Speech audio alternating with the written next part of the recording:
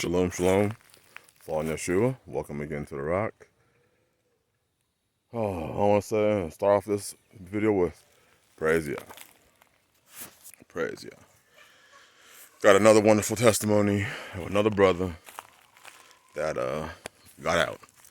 Left the city, been raised in the city his whole life, and got out, had bought in property a little bit back, but never actually transitioned onto his property.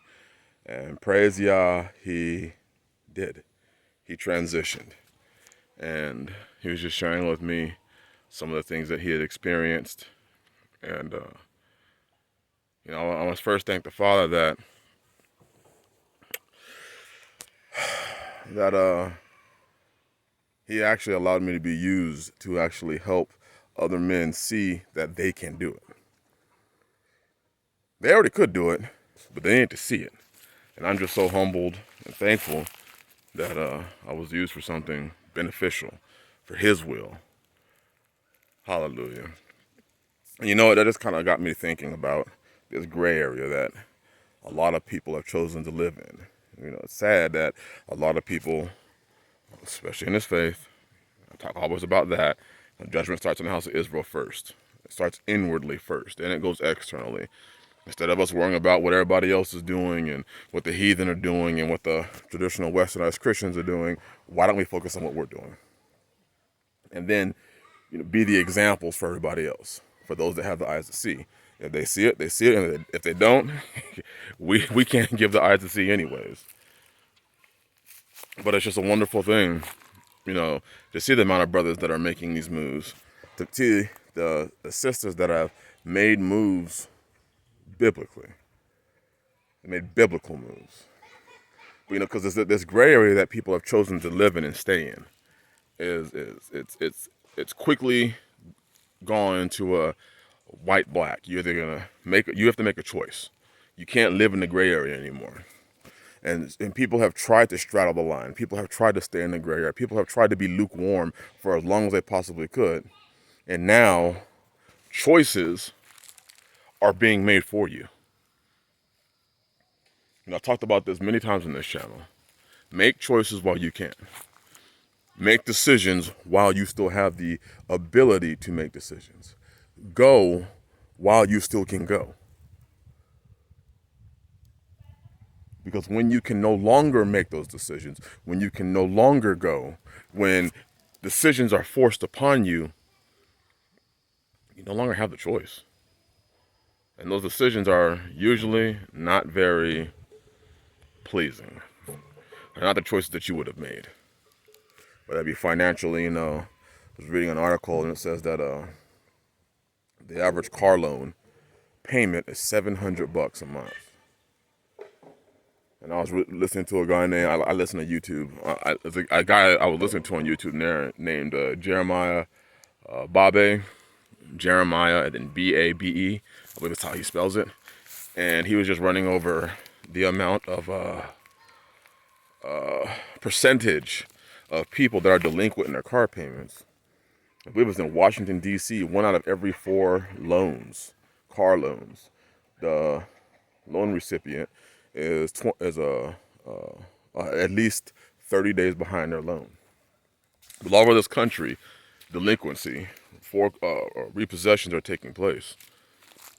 People trying to buy cars that they couldn't afford because they want to stay in that gray zone. They want to try and participate in Egypt as long as they possibly could. They want to participate in what was going on in this system, in this culture of debt, and death, and desolation, and depression, and all the D's. And this culture, that they've assimilated it to it so much. And part of that assimilation is just trying to ride out in the gray area. You're trying to have both Egypt and Israel. You're trying to have Yah's ways and the system's ways at the same time, man. There's always going to be that sifting. There's always going to be that. You can try and ride that out as long as you possibly can, but a time's going to come where because you did not make the decision is going to be made for you. And a lot of people are finding themselves in positions where decisions are being made for them because they didn't make the decision. So you can't hang out in that gray area very long. And what happens when you get in that gray area is it becomes very comfortable. You become very comfortable being a little bit in and a little bit out, being a little bit on set apart and being a little bit defiled, being a little bit clean and being a little bit unclean. And we don't really have a problem with that until we pay for our uncleanliness, and then we want somebody to come and rescue us out of our uncleanliness. We want somebody to rescue us out of our inaction. A lot of people right now are suffering from inaction. They're suffering because just as the time of Noah, there was an ark being built. There were arks being, well, Noah's ark, but in today's time, there are arks being built. There were many Josephs, who for the preservation of their family were storing up food during the times of plenty. And now the times of famine are here, now we want to make the decision to start storing. But a lot of people are suffering now from a lack of finances, from a lack of being able to put the stored food places. And the reason why they don't have places to put the stored food is because they literally don't have a place to really call their own, to lay down their head. They're looking at it and saying, well, where am I supposed to put all this food storage when I'm living in my car? Why?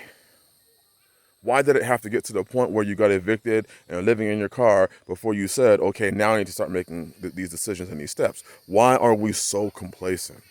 Why is it that we keep trying to live that gray area for as long as we possibly can? We want to toe the line as long as we possibly can until we can't toe the line any longer. And then when we can't toe the line any longer, now we want help. But the help was there. The help was there. And now the people that have told the line are slowly sliding into a decision that they did not want to make. Some people very fast. Some people are finding out very, very, and it's a very sad situation, but they're finding out that inaction is oftentimes the greatest decision. The decision to be inactive is the decision to choose to fail. Being an active person, not docile, not demoralized, not desolate. I'm talking active. The Bible speaks all through the book about active. Go to the ant, thou sluggard, consider her ways and be wise. Seed time and harvest. You know what time to plant seeds. You know what time is going to be harvest. You will reap what you sow. All these are actions. And an inaction is still an action. It's just it's an action to be lazy. Your action that you've made the decision to do is to sit on your ass and do nothing. These stimulus checks and all this money that the government was just handing out made everybody everyone thought they was just going to keep coming. And it's just like, it's a big ploy. It's a big trap that so many people fell into, especially in this faith. They fell into the trap of free money, big government, sin, let me just continue my lifestyle a little bit longer. And they forsook the warnings. Everyone said, well, Mad Max isn't going to happen. Okay, it doesn't have to be Mad Max. It could be Mad Meh. It may never hit the X until, those end times come. Everyone's waiting for, the mark of the beast.